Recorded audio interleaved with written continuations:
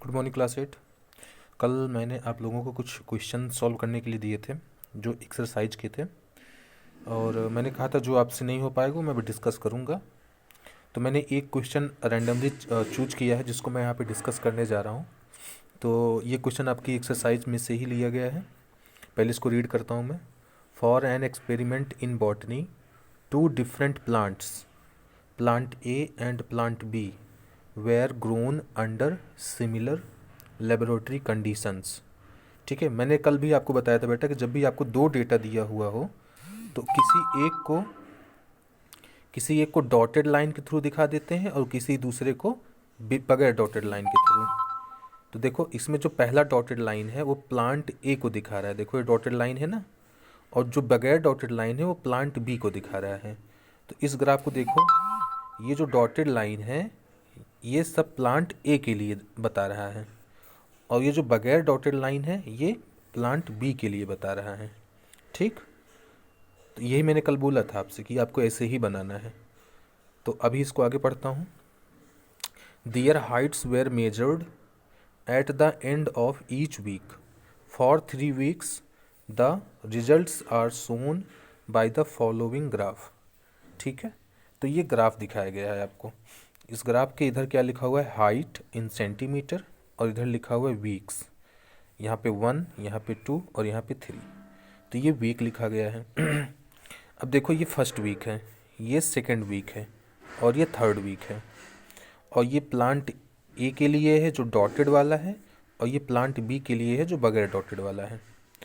ठीक है बेटा, तो प्लांट ए जो था वो फर्स्ट वीक में कितना हाइट थी उसकी, प्लांट ए जो है डॉटेड वाला है और फर्स्ट वीक में जाकर के ये इतना हो गया। तो ये देखो लगभग 4 के अप्रॉक्स जा रहा है, तो इसका मतलब 4 सेंटीमीटर रही होगी प्लांट ए की लेंथ फर्स्ट वीक में। और ये जो प्लांट बी है इसको देखो यहाँ पे है ये, इसका मतलब ये 2 के अप्रॉक्स में जा रहा है। तो प्लांट बी जो है वो फर्स्ट वीक में 2 सेंटीमीटर रहा होगा उसकी हाइट। ठीक है बेटा, तो ऐसे ही हम लोग सारे कंडीशंस को देख लेंगे। तो इस ग्राफ पे बेस्ड क्वेश्चन देखो यहाँ पे दिया गया है। पहला क्वेश्चन है, how high was plant A after 2 weeks. 2 week के बाद प्लांट ए कितना उसकी हाइट हो गई थी। तो प्लांट ए कौन सा है, डॉटेड वाला, और ये 2 वीक है। तो यहाँ से देखो ये रहा, इस पॉइंट पे दोनों ही प्लांट जो हैं एक दूसरे को टच कर रहे हैं, है ना। तो प्लांट ए और प्लांट बी दोनों ही आफ्टर 2 वीक जो था दोनों के दोनों 8 सेंटीमीटर हो गए थे। तो how high was plant A after 2 weeks, तो फिगर को देख करके बता देंगे कि 8 सेंटीमीटर।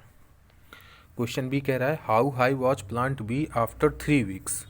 प्लांट बी मतलब बगैर डॉटेड वाली, तो 3 वीक के बाद बगैर डॉटेड वाली यहाँ पे आई है, और ये जो है तकरीबन जा रही है 10 पे। तो इसका मतलब प्लांट बी जो था 3 वीक्स के बाद 10 सेंटीमीटर उसकी हाइट हो गई थी। क्वेश्चन सी क्या कह रहा है, how much did plant B grow from the end of the second week to the end of third week. तो प्लांट बी के बारे में बात करनी है, मतलब बगैर डॉटेड वाली। तो 2 वीक से 3 वीक तक जाते जाते ये कितना ज़्यादा ग्रो कर गया। तो 2 वीक में बेटा ये 8 सेंटीमीटर का था, और 3 वीक में ये जा कर के 10 सेंटीमीटर हो गया प्लांट बी। तो बेटा पहले 8 था अब 10 हो गया, तो ओवरऑल कितनी डेवलपमेंट हुई बेटा, 2 सेंटीमीटर की डेवलपमेंट हुई। तो इसी तरीके से क्वेश्चन आपको देखने को मिलेंगे जो हूबहू इसी पैटर्न पे बेस्ड होंगे। आपको ग्राफ को देखना रहेगा और उससे आपको आंसर बताना रहेगा। ओके क्लास, अब नेक्स्ट हेडिंग लिखते हैं बेटा, लीनियर ग्राफ। अब तक मैं जो पढ़ा रहा था वो लाइन ग्राफ था, अब नेक्स्ट हेडिंग है लीनियर ग्राफ। लीनियर ग्राफ बेटा बहुत ध्यान से सुनना, लाइन ग्राफ और लीनियर ग्राफ में अंतर क्या है। तो पहले इसकी मैं डेफिनेशन जो लिखा हूँ वो उसको मैं पढ़ रहा हूँ। A line graph consist of bits of line segments joined consecutively. Sometimes the graph may be a whole unbroken line. Such a graph is called a linear graph. बेटा जब हम लोग लाइन ग्राफ बना रहे थे अभी प्रीवियस क्वेश्चंस में आपको मैंने दिखाया था, तो मैं क्या कर रहा था, डिफरेंट पॉइंट्स को ज्वाइन कर रहा था। तो कभी मुझे तिरछा ग्राफ मिल जाता था, कभी कैसा भी ग्राफ मिल जाता था। तो हो सकता है कि एक कंडीशन ऐसी आए बेटा जब आपको सारे पॉइंट्स एक लाइन पे मिल जाएं, ऐसे मान लो ठीक, मेरे पास सपोज 5 पॉइंट्स थे और सब 5 पॉइंट्स एक लाइन में आ गए, तो जब मैंने इन सबको मिलाया तो क्या बन गया, एक लाइन बन गई। देखो सारे पॉइंट्स को मिलाया तो क्या बन गया, एक लाइन बन गई। तो क्योंकि ये एक लाइन बन गई है इसलिए इस ग्राफ को क्या बोला जाएगा, लीनियर ग्राफ। अगर ये कर्व बनता या उल्टा आड़ा तिरछा बनता, कुछ अनब्रोकन हो जाता कहीं कहीं, तो वो क्या बन जाता, वो एक लाइन ग्राफ बन जाता। लेकिन जब एक स्ट्रेट लाइन हमें मिल जाए पूरा का पूरा, तो वो लीनियर ग्राफ होता है। सेकेंड एग्जांपल में अगर मैं बताऊं, मान लो मुझे सारे पॉइंट्स ऐसे मिल रहे हैं, तो मैंने सबको मिलाया तो देखो क्या मिल गया, मुझे एक स्ट्रेट लाइन मिल गई। तो जब भी स्ट्रेट लाइन मिल जाए बेटा पूरा का पूरा, तो वो क्या बन जाता है, लीनियर ग्राफ बन जाता है। ठीक है, तो ये बात ध्यान देना बेटा, जब भी हम पॉइंट्स को मिलाएंगे और अगर हमें स्ट्रेट लाइन मिल गई तो उस स्ट्रेट लाइन को क्या बोला जाएगा, लीनियर ग्राफ बोला जाएगा। ओके, अब आते हैं नेक्स्ट हेडिंग पे जिसका नाम है कोऑर्डिनेट्स। ये बेटा बहुत ही इंपॉर्टेंट है, इसको बहुत ध्यान से समझना। आप जब लोग क्लास 9 में जाओगे तब एक पूरा का पूरा चैप्टर आपको कोऑर्डिनेट्स पे बेस्ड मिलेगा। अभी फ़िलहाल मैं जितना बता रहा हूँ उसको बहुत ध्यान से सुनो और समझने की कोशिश करो। मैंने सबको भी बताया हुआ है बेटा कि ये जो लाइनें होती हैं इनके नाम मैंने पहले ही बताए हुए हैं। ये जो ऊपर वाली लाइन है इसको बोलते हैं प्लस एक्स एक्सिस। अगर ये ऊपर वाला प्लस एक्स है तो नीचे वाला क्या हो जाएगा, माइनस एक्स एक्सिस। ठीक, इधर वाले को बोलते हैं, सॉरी ये प्लस वाई एक्सिस है और ये माइनस वाई एक्सिस है, ध्यान देना। ठीक है बेटा, तो इधर वाला क्या हो जाएगा, प्लस एक्स एक्सिस। ये नाम भूलना नहीं है, अगर ये प्लस एक्स है तो इधर वाला हो जाएगा माइनस एक्स एक्सिस। ठीक बेटा, तो इसको ध्यान से देख लो, ऊपर कौन है प्लस वाई, नीचे कौन है माइनस वाई, इधर है प्लस एक्स और इधर है माइनस एक्स। ठीक, तो बेटा अब देखो हमारे पास दो लाइनें जहाँ पर भी मिलेंगी, ये देखो ये पॉइंट है जहाँ पे ये दोनों मिल रही हैं, इस पॉइंट को हमेशा क्या बोला जाएगा, ओरिजिन। क्या बोला जाएगा, ओरिजिन। और इसको हमेशा ओ से रिप्रेजेंट करूँगा, ओ से। ठीक है, और ओरिजिन है। अब आपको मैंने बताया था जब भी आप बार ग्राफ में जाते हो तो बार ग्राफ में देखोगे तो थिक लाइनें बनी होती हैं इक्वल डिस्टेंसेस पे, तो मैं मार्क कर ले रहा हूँ सबको, इक्वल डिस्टेंसेस पे सब हैं और सब 1-1 सेंटीमीटर की डिस्टेंस पे होते हैं। अगर आप बार ग्राफ में देखोगे तो सबके सब 1-1 सेंटीमीटर की डिस्टेंस पे होते हैं। तो मैंने ऐसे ही अपने आप से मार्क कर लिया है बेटा। अब ध्यान दो बेटा, मैं जो बताने वाला हूँ बहुत ध्यान से सुनना। अब अगर मैं केवल इस रीजन की बात करूँ, केवल इधर से इतने पूरे का, तो इसको बोला जाता है फर्स्ट क्वाड्रेंट। स्पेलिंग पे ध्यान देना, क्वाड्रेंट, QUADRANT, इसको फर्स्ट क्वाड्रेंट बोला जाएगा। अब इस तरफ आ जाएंगे तो इसको बोला जाता है सेकंड क्वाड्रेंट। ठीक, इधर आ जाएंगे तो इसको बोला जाता है थर्ड क्वाड्रेंट। ठीक, और इधर आ जाएंगे तो इसको बोला जाएगा फोर्थ क्वाड्रेंट। तो अगर मैं पूछूं कि टोटल कितने क्वाड्रेंट होते हैं तो आप बताओगे कि सर टोटल 4 क्वाड्रेंट होते हैं। इसको फर्स्ट, इसको सेकंड, इसको थर्ड, इसको फोर्थ बोला जाएगा। ठीक है, क्योंकि ये 4 क्षेत्र हैं, रीजन है, ये first reason, second reason, third reason and fourth reason. तो इस रीजन के अकॉर्डिंग इन सब का नाम रख दिया गया है। अब मैं आपसे एक चीज़ पूछूं बेटा, ये जो फर्स्ट क्वाड्रेंट है इसमें जो ये एक्स एक्सिस है ये कैसा है, पॉजिटिव है कि निगेटिव है? तो आप लोग बोलोगे कि सर ये तो पूरा का पूरा पॉजिटिव है, क्योंकि इसका क्या है, ये 1 है, ये 2 है, ये 3 है, ये 4 है, ये 5 है, ये 6 है। उसका अपोजिट इधर आ जाओ तो ये -1 हो जाएगा, ये -2, ये -3 और ये -4 हो जाएगा। और वैसे ही इस वाई एक्सिस को ये देखो, ये कौन लिखा है प्लस, तो ये सब के सब क्या होंगे, प्लस वाले होंगे। तो ये 1, ये 2, ये 3, ये 4 और ये 5। तो ये ऊपर वाला प्लस है तो नीचे वाला माइनस, तो इसको मैं क्या लिखूँगा, -1, -2, -3, -4। ठीक है बेटा। तो ये सारे मैंने पॉइंट्स लिख लिए हैं। अभी तक मैंने कोऑर्डिनेट का कहीं भी नाम नहीं लिया है, अब मैं उसका नाम लेने वाला हूँ। कोऑर्डिनेट का मतलब क्या होता है, चलो जैसे मैं मान लूँ एक पॉइंट है P और P के आगे ऐसा लिखा हुआ है, मान लो 1, 2। ठीक है, ये पॉइंट P है और उसके आगे लिखा हुआ है 1, 2। यही जो 1, 2 लिखा गया है बेटा, यही क्या है, कोऑर्डिनेट है। क्या है, कोऑर्डिनेट। और ये कोऑर्डिनेट किसका है, P का है। बात समझ में आई। तो मैं अगर आपसे पूछूं कि P का कोऑर्डिनेट क्या है तो आप बोलोगे कि 1, 2। ठीक। अब दूसरी बात ध्यान देना बेटा, हमेशा जो पहला नंबर होता है वो x कोऑर्डिनेट होता है और जो दूसरा होता है वो y कोऑर्डिनेट होता है।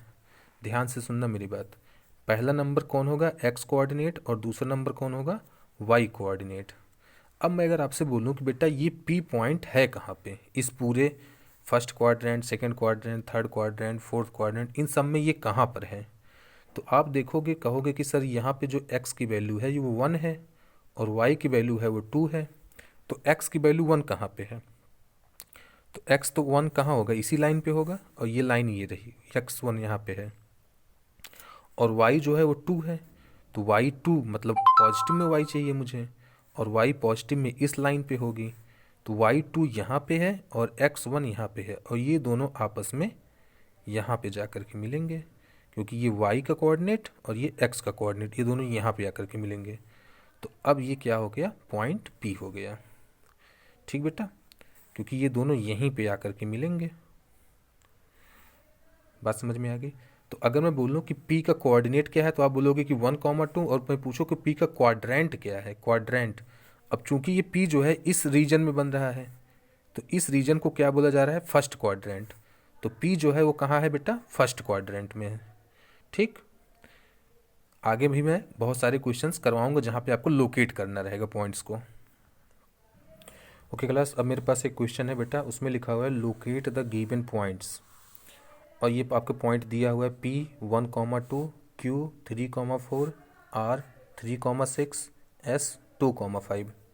ठीक है बेटा, तो आपको ये 4 पॉइंट्स दिए गए हैं P, Q, R, S, और आपको इनको लोकेट करना है। तो देखो बेटा, मैंने ये लाइनें बना दी हैं। ऊपर वाला कौन है, प्लस वाई एक्सिस, नीचे वाला कौन है, माइनस वाई, इधर कौन है, प्लस एक्स एक्सिस, और इधर कौन है, माइनस एक्स एक्सिस। ठीक है, अब पॉइंट्स वन बाय वन हम लोग मिलाना शुरू करते हैं।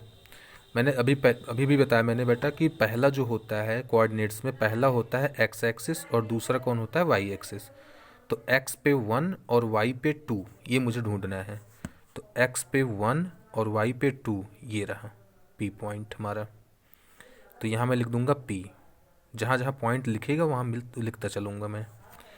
Q लिखा है 3, 4, तो मतलब x पे 3 और y पे 4, x पे 3 और y पे 4, ये यहाँ पे मिलेंगे, ये रहा। और यहाँ क्या लिख दूंगा मैं, Q। उसके बाद लिखा है R पे 3, 6, तो x पे 3 और y पे 6, तो x पे 3 ये रहा और y पे 6 ये रहा, यहाँ पे मिलेंगे ये दोनों।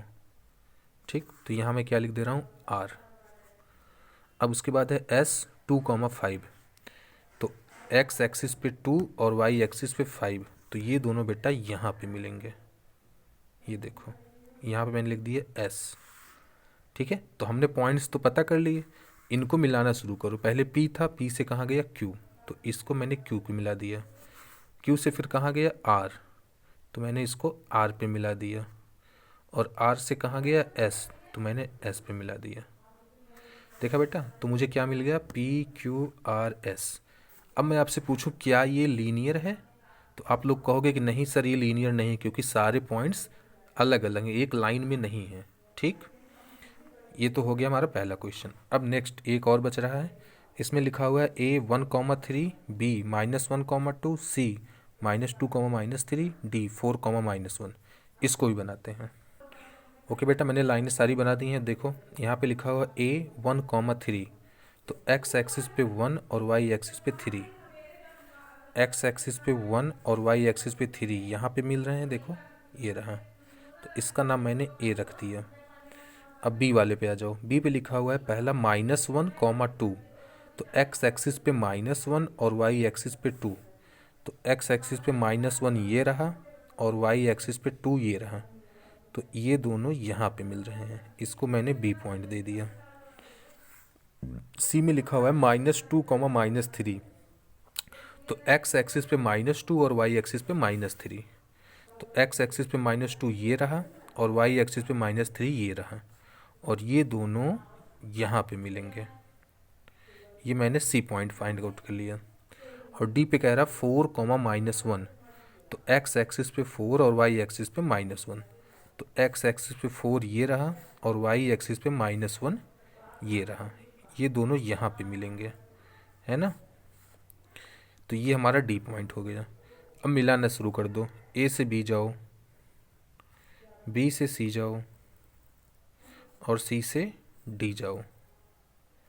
बन गया हमारा काम। तो ए बी सी डी यही हमको बनाना था, तो हमारा काम बन गया। और चाहो तो डी से ए को भी मिला दो, तो ये क्लोज्ड बन जाएगा, क्लोज्ड फिगर हो जाएगा, ठीक। और यहाँ हम चाहते तो पी से एस को भी मिला देते, एस से पी को मिला दो, तो क्लोज्ड हो गया। तो बेटा ए बी सी डी हमारे को हमको मिल चुका है। ऐसे ही क्वेश्चन आपको देखने को मिलेंगे बेटा, जो आपको बनाना रहेगा। और कोशिश करो कि आप लोग बार चार्ट पे बनाओ, ठीक है।